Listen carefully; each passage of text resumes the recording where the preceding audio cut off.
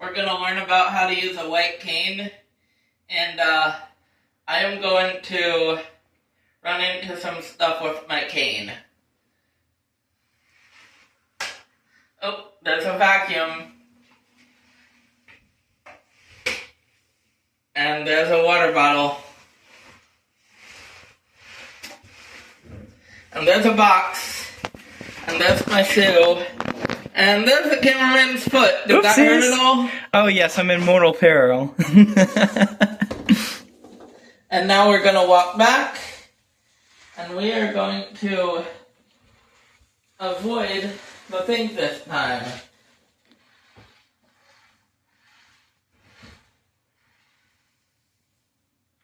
It has a nice tactile response so that I can feel things. Like so. I hope you have learned from your lesson. Goodbye.